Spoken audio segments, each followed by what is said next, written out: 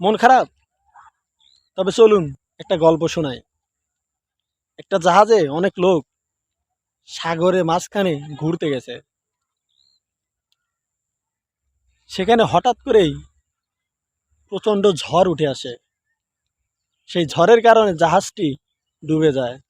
ডুবে সব লোক মারা যায় আর একটা লোক কোনোভাবেই বেঁচে যায়। তারপর সে ভাসতে ভাসতে একটা দ্বীপের মাঝখানে এসে পড়ে। সেই লোকটা দিনের পর দিন সৃষ্টিকর্তার কাছে প্রার্থনা করে যে তাকে যেন একটা জাহাজ এখানে নেওয়ার জন্য চলে আসে। একদিন, ২ দিন, মাস চলে যায়। তারপরে কোনো জাহাজ তাকে নিতে আসে না। এভাবে অনেক দিন যাওয়ার পরে সে বাঁচার জন্যে কাঠ, খড় এসব কিছু কুড়িয়ে ছোট্ট একটা ঘর তৈরি করে। সেখানে সে থাকতে লাগলো অনেক দিন। হঠাৎ একদিন সাগরে সে মাছ ধরতে গেল। মাছ ধরে নিয়ে আসার সময় মাছটা ধরে নিয়ে আসার পরে সে দেখতে পেল তার সেই ছোট্ট ঘরটা কোনো এক অজানা কারণে আগুন লেগে পুড়ে ছাই হয়ে গেছে। তখন সে সৃষ্টিকর্তার কাছে বলতে থাকে, হায়, কি হলো? আমার সব কিছু কেড়ে নেওয়ার পরেও ছোট্ট একটা ঘর ছিল, সেই ঘরটাও তুমি আগুন দিয়ে জ্বালিয়ে দিলা।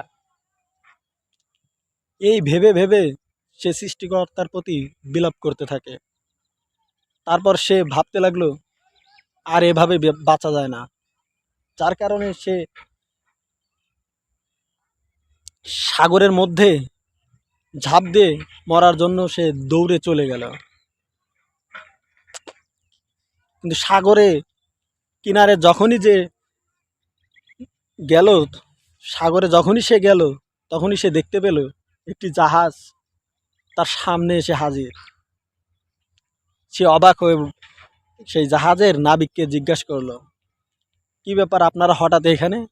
এখানে তো আজ কয়েক মাস ধরে একটা জাহাজ আসেনি, আপনি কেন আসলেন? তখন সেই লোকটা তার প্রশ্নের জবাবে বলল যে, আপনি তো আগুন জ্বেলে ধোঁয়া উঠিয়ে আমাদেরকে সিগন্যাল দিলেন। আমরা হয়তো ভাবছি যে আপনার হয়তো কোনো বিপদ হয়েছে, তাই আপনাকে উদ্ধার করার জন্য আসলাম। তখন সে ভাবলো এ সব কিছুর পিছনে ওই সৃষ্টিকর্তারই হাত। তাই কখনো হতাশ হবেন না, মন খারাপ করবেন না, সৃষ্টিকর্তার উপর রাগ হবেন না, কারণ সৃষ্টিকর্তা যা করেন সব কিছু ভালোর জন্যই করে। হয়তো আমাদেরকে বিভিন্ন সময় বিভিন্ন সমস্যার মধ্যে সম্মুখীন করে পরীক্ষা নেন, কিন্তু অবশেষে তিনি আমাদের সঠিক পথ ঠিকই দেখিয়ে দেন।